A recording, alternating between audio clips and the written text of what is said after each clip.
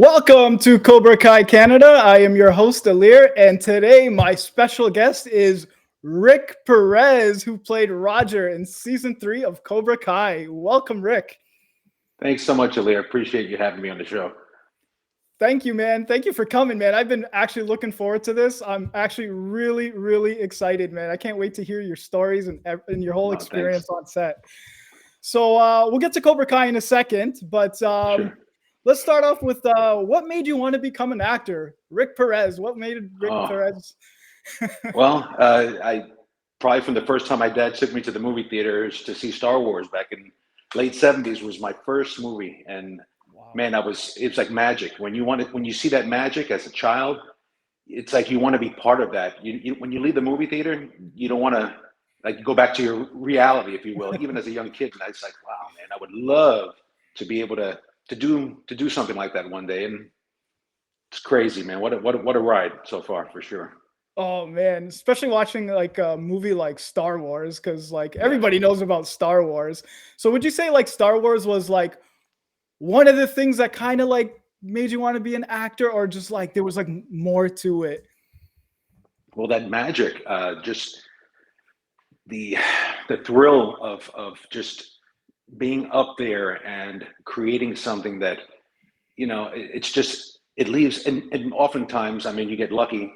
I've been very fortunate in the projects that I've been cast for, Mhm. but to be an indelible portion of film history, to be in films like Cobra Kai and Ozark and things like that, that when we talk about nostalgia, you look about shows that maybe you didn't take for granted in the beginning, but 20 years, 15, 20 years later, you're like, wow, that was so magical.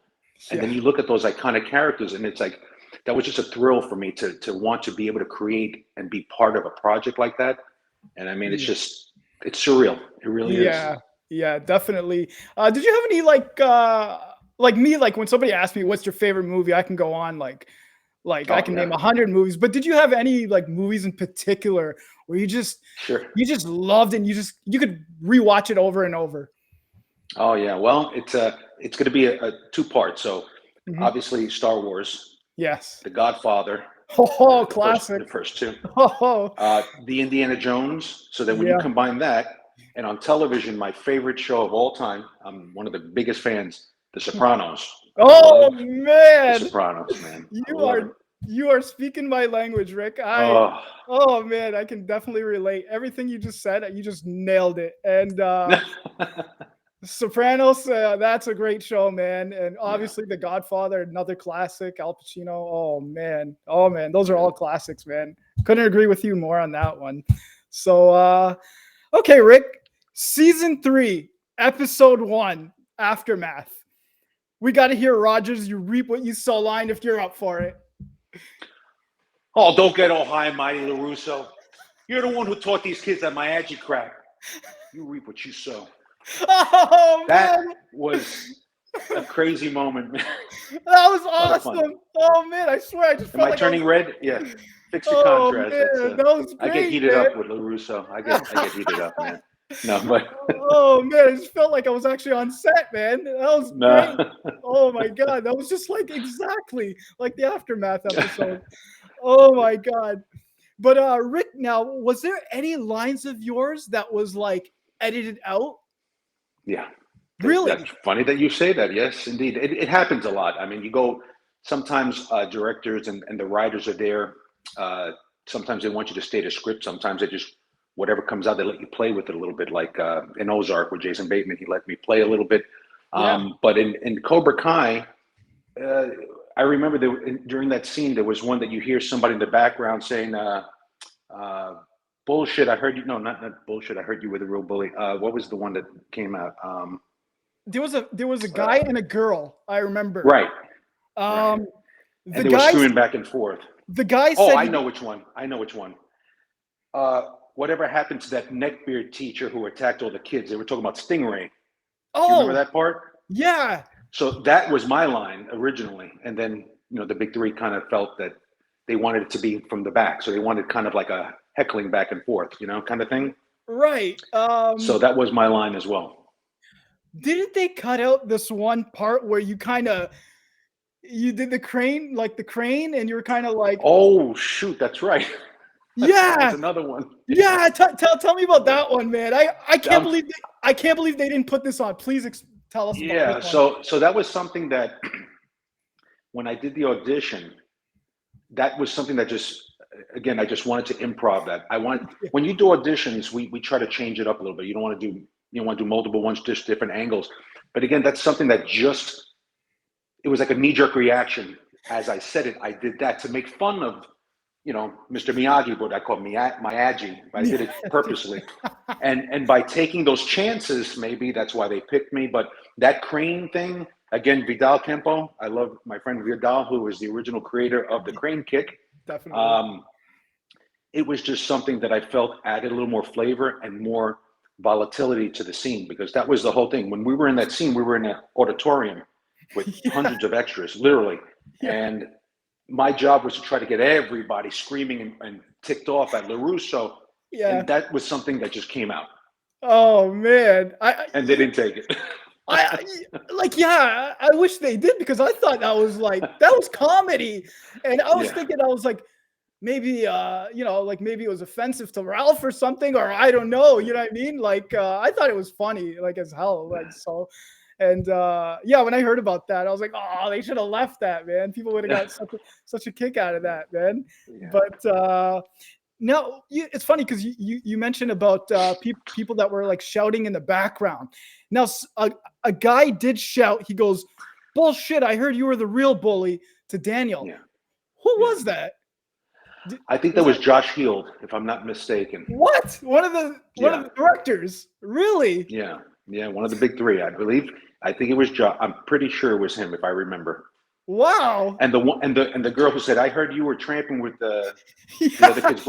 That was one of the PAs. They put her all the way in the back behind some of the background extras. Yeah, that's crazy. It's no, when you said your line, there was probably like a lot of noise and stuff going on, so you had to really like shout it out.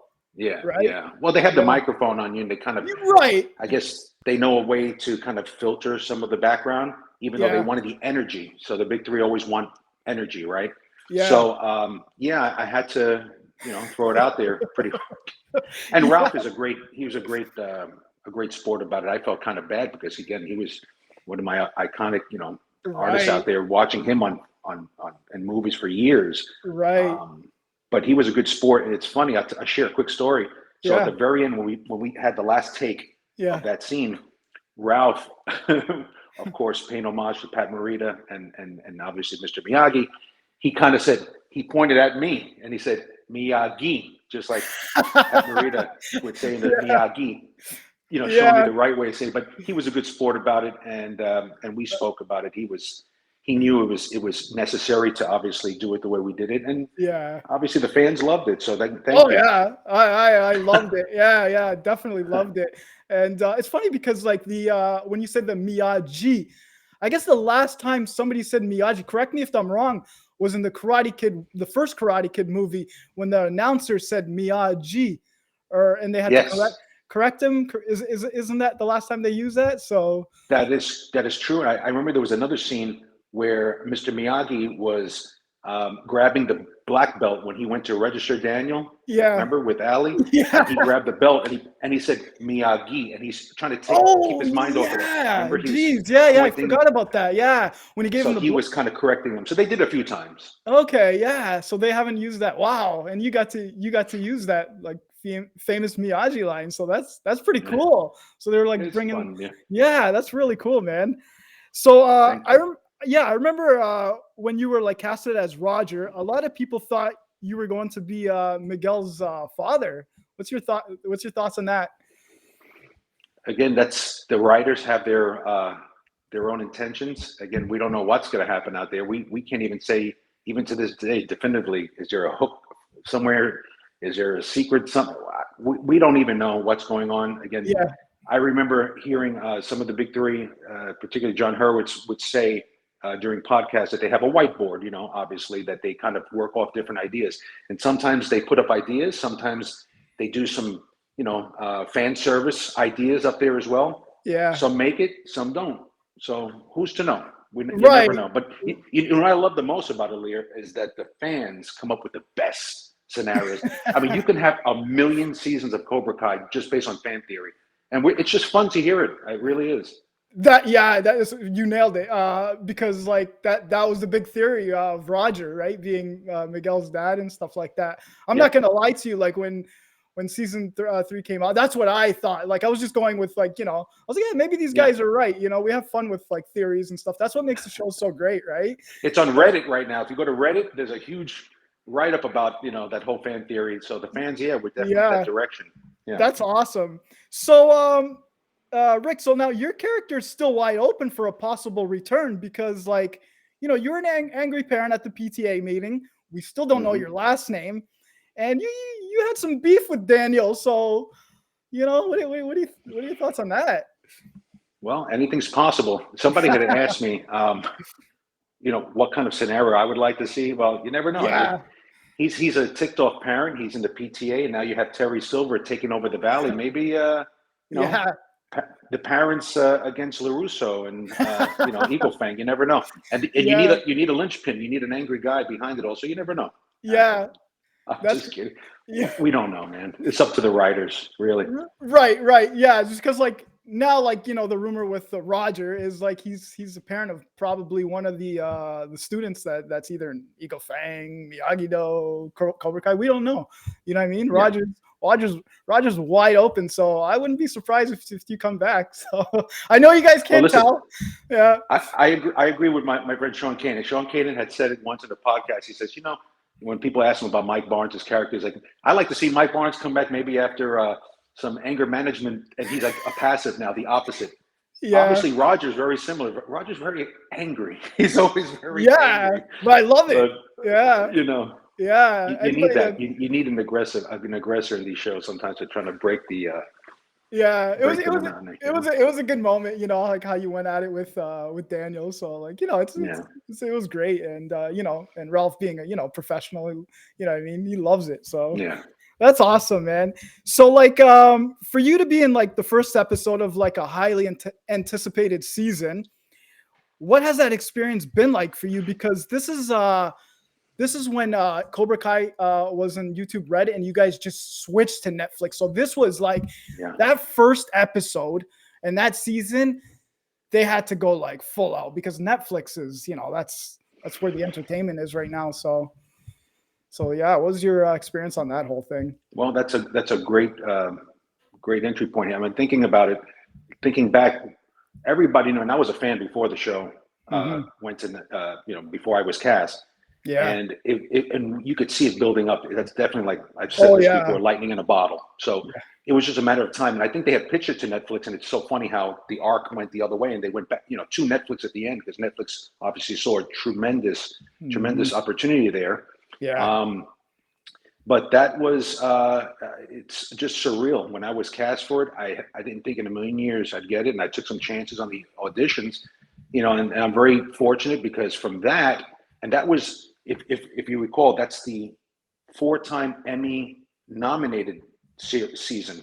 We don't know what's going to happen this year, but obviously it's probably going to be a contender. Of course, it's a great show. Oh yeah, they keep raising the bar on it, but that was 4-time Emmy nominated. I was very proud to be part of that season. And it's opened up so many doors for myself and my fellow co-stars here in Atlanta. We can all say the same thing. It was a tremendous opportunity for us. I'm very humbled, very blessed, and grateful to the big three and casting for allowing me to be a small part of their great vision. Yeah, great guys, the big three. I've heard great things about them. And it's funny because like when they were on YouTube Red, the show was very popular on YouTube Red. Don't get me wrong. I remember I was telling, like a couple buddy of mine, you guys got to watch Cobra Kai. It's a continuation of like the Karate Kid and stuff. And, they watched it, this and that. Everybody got hooked. Long story short, when it went on to Netflix, I think that's where it went globally. Like everybody's a Cobra Kai fan. Like you can go to any country in the world. Everybody's heard of Cobra Kai. Everybody knows you guys. And what I love about Cobra Kai is compared to like different shows is you guys are unique because you guys interact with fans. Sure, other shows do, but not to an extent that you guys do. And I think this is where like you guys hit the jackpot, because fans, they just want to be heard and tell you guys how much we like appreciate you, because you guys, for those couple minutes, those couple seconds, you guys put us in this like bubble where we enjoy it. You know what I mean? We forget like what's going on in the outside world, and we have fun with you guys, and you guys are awesome, man. Thank you.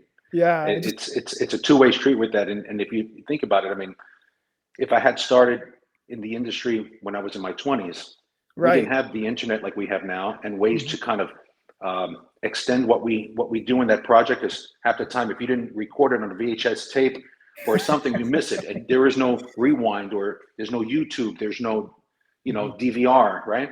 So nowadays we have the ability to keep kind of reach out across the aisle and really be able to reach our fan base, and them, us as well. And as much as we try to, we can't talk to everyone. We try, because we're working and stuff like that. But at the same time, it's just it's different. And in respect to that, it is different, but in a better way. Something that was never nobody had the ability years ago, obviously. So this is a new environment. It's different, and it's a great opportunity. And even us as actors, when you work with a fellow actor that's obviously been in the industry so long, you get I nerd out lots of times too. We do. It's like, gosh, man, wow. Yeah. But at the end of the day, we're just having fun, and we really we're enjoying it. Yeah. You nailed it. Like you said, you guys are having fun. And you guys are you guys are familiar with the Karate Kid trilogy, and the list goes on, man. I applaud you guys. Everything you guys are doing has been just like top notch, in my opinion. So, and I know I repeat myself a lot, and I hope it continues like with more seasons. I hope they can go as long as they can. You know what I mean? Because there's a big demand for it, and people just want more, because now people want like. I'll throw Roger's character in there, because like me personally, I want Roger back, because we don't know your last name. We want to see now. That's the thing now. People are getting into details. All these characters got these names. We're like, who is this person? We want a backstory on this person. Yeah. You know what I mean? And your name's always thrown in there too as Roger. When's Roger coming back? Roger, you know what I mean? So this is great, man. Believe me, I'm always open. But again, I think they leave that open. Yes. Because they don't want to close the pages on these things, because anything can come back. I mean, we've seen it in since time immemorial with prequels, or with backstories, to your point, or even with shows like Sopranos. They go back and they flesh out other chapters in between. You just never know. But we're always open, and I think the big three have us kind of, dotted line in case we were to return. So.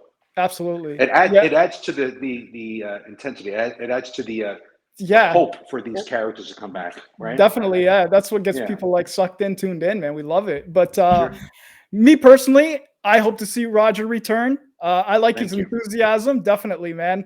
And if there's one thing I learned from watching Cobra Kai, is that they do bring characters back. So that's how I'll end that, with that scenario. But speaking of audition, you were mentioning auditioning earlier. What was that like for you? Because I've heard some like cool stories. So I want to see what Rick Perez's audition story is like. Well, if you ask anybody in my family, they were the ones who they helped me a lot. My daughter was a theater major. Again, it's like a family affair. Whoever I can grab, hey, listen, I have an audition that's due, tomorrow. Can you help read? And they get frustrated. But you kind of try to prepare as much as you can. You try to remember what they kind of give you some hints on there before you read your lines. But at the end of the day, it is truly a chance and a choice you make on that character. So, with all the experience I've had and some training, you kind of take a gamble on who you think that character is, because you really think about it. That person never they never breathed any words ever, right? You're creating something that wasn't there. And oftentimes, if you get called for something great, but more than likely, it's difficult in this industry. It really is very competitive and challenging. But when you do get called and you look back at the ones you did book, and you're like, wow, okay, I took a good chance there. Maybe I'll do that again somewhere else. So with the audition with Cobra Kai, again, we were talking about the crane, and the way I didn't say Miyagi, I said Miyagi. I did that purposely. And it was taken, so it was a good chance I took. And that's what I did for that particular role. Definitely. Well, Roger had an impact in the show, so I loved it. Thank you. So yeah, so now going back to the Karate Kid movies, uh, which out of the Karate Kids was your personal favorite? Mostly part two because you already fleshed out the Daniel, right? Okay. And now you've seen the history a little bit more with Miyagi and how where he was raised and how that influenced him and to pass that on to Daniel. So I love Hmm. part two the Hmm. most, Hmm. but a little bit teetering into part three because I love the Terry Silver character, man. That Oh was yeah. Oh I yeah. just loved it so much. I just Mhm. like the bad guys. I root for the bad guys. Me too. I'm Uh, with you on that. Yeah. you know, It's funny because like I just interviewed Sean Kanan, played Mike Barnes, and yeah, it was fun. I had a blast. I'm such a fan of his too, and yeah. like yeah, I'm just like you. I root for the bad guys if that's what they're considered. I don't know. I don't see that. Like that's the thing with Cobra Kai. See, I see it differently. I don't see them as bad guys. I just see them as like competitors. They just want to win, Hmm. and That's it. That's you know, right. you know what I mean? And like, I am Team Cobra Kai. I am biased. I rip on Miyagi Do every once in a while, but it's all in fun. You know what I mean? I'm not Yeah. out there to hurt anybody or anything, but we have fun with it. But yeah, that's awesome. But now, Rick, what was your thoughts on season 4? Let's talk about season 4 a Season little. season four was badass. I mean, the Yeah, writers keep raising the bar. When you think that they can't get any better, man, do they really? Right? It's like a shock and awe. And yeah, the way they fleshed in Terry Silver's character to try to blend it in, and it's crossed over into the Johnny Lawrence world, right? wow, They did that wow. so well, and I think the fans, even those who didn't particularly care for part three, really like, wow, he is bad. It's almost like Star Wars, like right with Darth Sidious, who's in the background really pulling the strings at every angle behind the scenes, and then when you see Terry Silver's character come in there and just take over everything, man, what a Yeah. mic drop moment that was, right? I mean, it was Oh, fantastic. I love season four. yeah. The thing I thought like season 4, like every episode was great. I liked how it was unpredictable. Yeah, I didn't see Hawk winning, the All Valley, and nobody saw the Terry Silver blackmailing Kreese. I never thought that would ever happen. And never. that's what I like about the big three. They're engaged with the fans. You know what I mean? All these Hmm. theories that people have gets thrown out of the window, when they watch it, and they just surprise you. And that's what I love.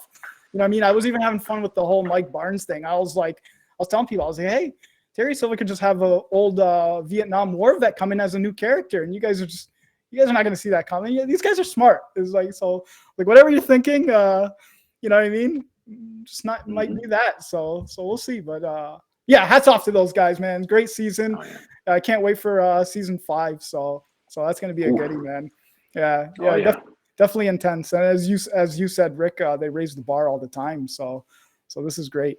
So let's switch it up a little. I want to talk a little more about you and your career. Let's talk about another show you're on, Ozark. It's a crime drama series. I love it. Hmm. What's it like filming with Jason Bateman? Yeah. So we're gonna switch. We're gonna go from this. We'll Yeah, switch from this, that's right. and we'll jump into this one now. Okay. Oh yeah, I'm a huge So Ozark fan. I love it. Yeah. so here's how this is.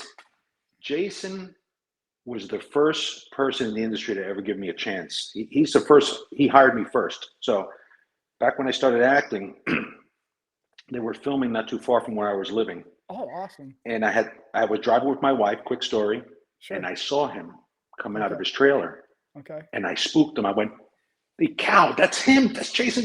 And he saw me, and he ran back inside. True story. My wife was like, "What are you doing?"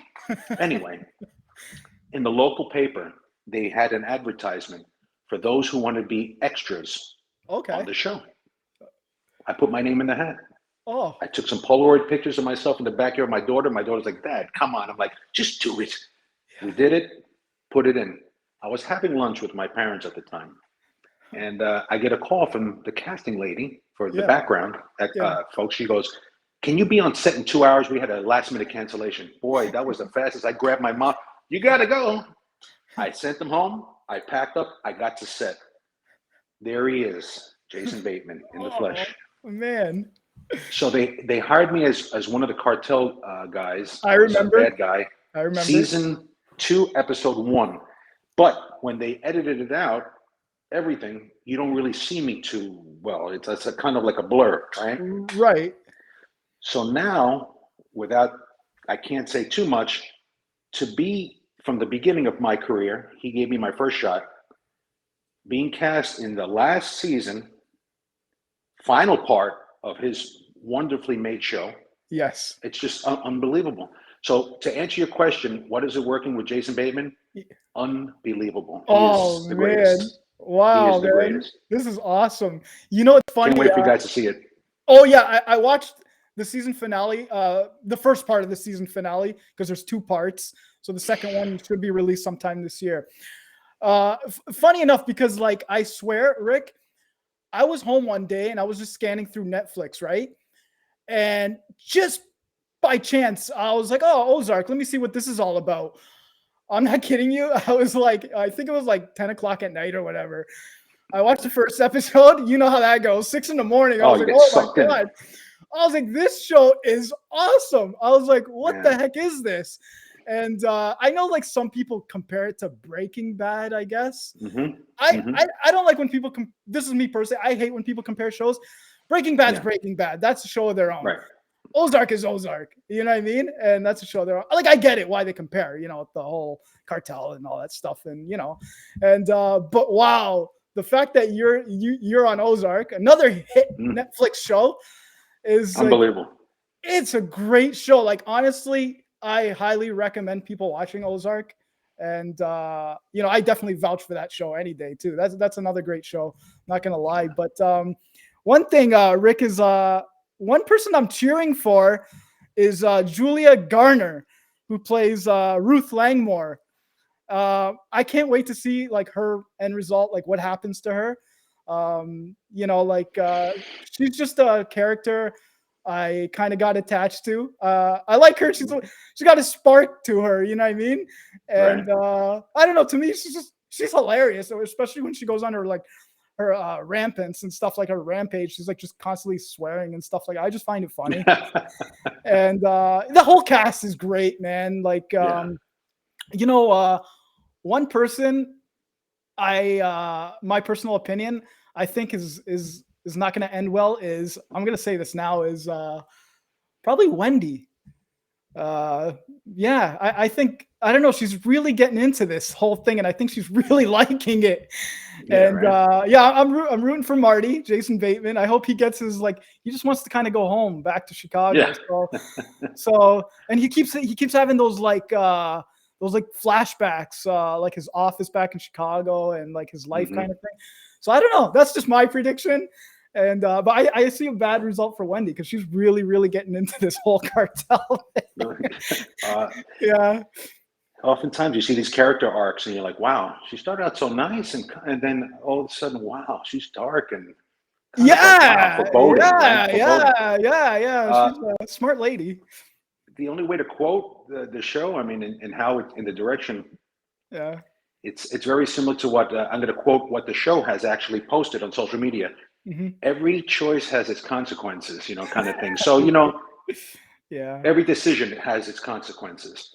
And that being said, and again, I'm going to quote the captain, Jason Bateman himself. He said this on recent interviews. The only thing we could say about how it ends is, I hope the fans will enjoy how they land the plane. So I think everything, you know, obviously they have, you know, their intentions for, you know, the show to end with tact and with taste. But it's one of those shows that, and we talked about it prior, about nostalgia.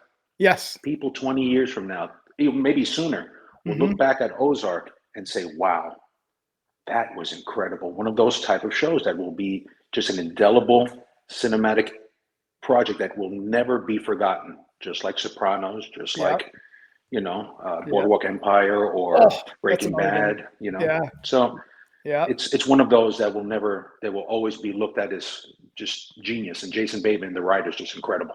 And to see him like play a TV series like that, because he's usually like Yeah. he does like comedies and whatnot, so it's different. You know what I mean?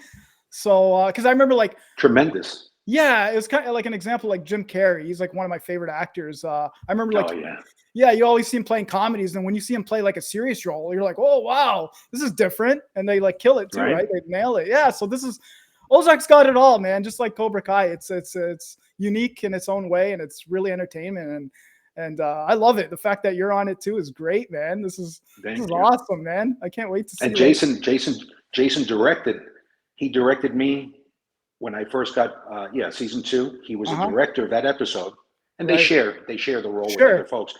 But he personally directed that final episode, and it was just unbelievable to watch him and to work with them. There aren't words to express.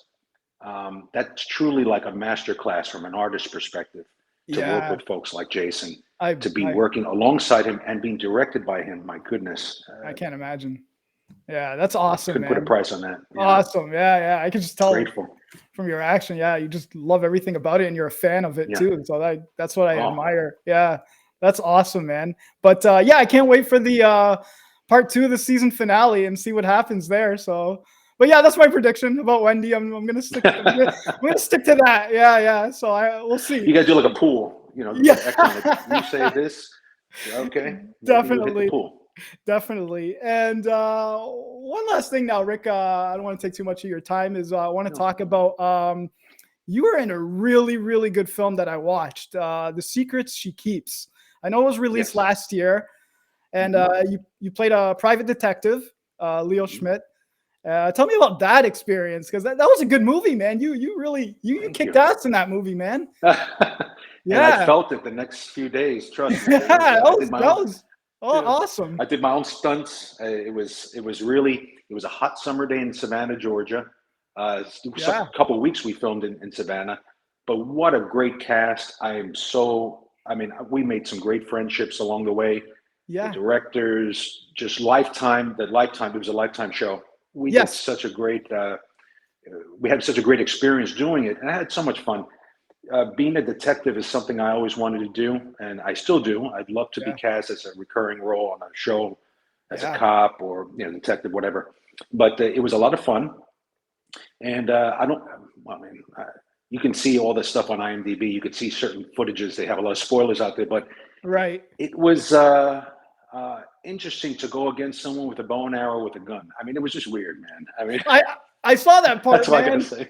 Yeah. Let's just say you took I get made fun of about that. You took one for the team. Let's just say that. I mean, I gotta get to the range. I gotta get better. But anyway, it was a lot of fun doing that. Zoe Kramon, who played the lead in there, she's fantastic. Yeah. We had so much fun doing it, and hopefully there'll be more like that in the future. We'll see. Yeah, the young girl that played as a 16-year-old, Amara, she was Emily. She was really good. Diane, I believe, was the mother, right? Shane was the boyfriend, and for people that haven't, he's a great actor as well. Yeah, I liked when you guys kind of like had your little like showdown, so I don't want to like spoil that. So like whoever wants to watch that, but go see. For those who haven't seen it, it's a great movie. Oh, fantastic. It is. Yeah, I loved it, man. I watched it. And I was like, oh, that's my guy right there, Rick Perez, man, doing his thing. And you know what's funny is the white. Was that a white? I'm bad with cars. Was it a white Dodge Charger? It was a Dodge Charger. So actually, it was a white Dodge Challenger. Very Challenger. That's Johnny Lawrence car, man. That's what I was thinking. That's what I was going at. Yeah, but you know what's funny is when I saw you in that car, I kind of got like Fast and Furious vibes. I was like, right?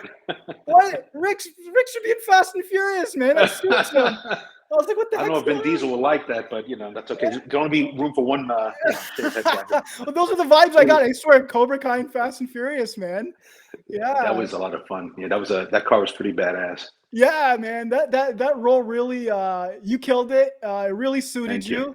And I would definitely like to see you play, you know, more like how you said, like detective roles, or whether it's cartel. You just, man, you're awesome, Rick. And Thank you, brother. and Thank you. yeah, that was a great movie, man. I really, really enjoyed it, and I hope to see some more, man. Definitely down the road. So yeah.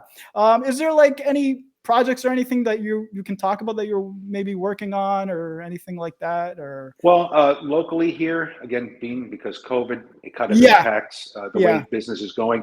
There's a lot of postponements on projects that we are on short lists for.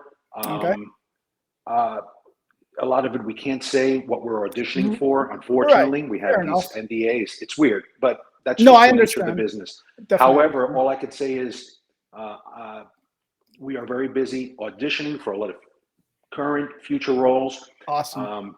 for very big projects. That's all I can say. Hmm. Very big projects here in Atlanta. So you can only imagine what Hmm. goes on here.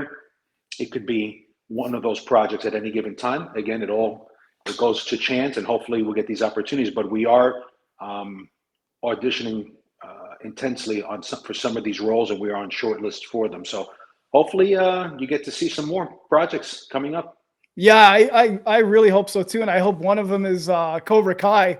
I want you know, if the big three you're listening, man, let's get Roger back in there, man. Roger has some unfinished business, and I know he has more to say. That's for sure. So Definitely. yeah. But Rick, this was so fun. I'm a huge fan. I Thank you. Thank really, you so really, much for having me. yeah, I really appreciate you taking your time, you know, coming here and chatting it up with me. I had a blast. This is awesome, man. Thank you so much. Likewise. Thank you so much, Ali. I really appreciate it. And thanks to all the fans. I really appreciate you guys for all you do, your support. It means the world to us. Thank you. Awesome. So yeah, Rick, I hope you can come back, you know, another time and we can do this again, man. Absolutely. It'll be a pleasure. Awesome, man. So once again, Rick, thank you for coming. And that is it for Cobra Kai Canada. Thank you. Thanks, Till Ali. next time.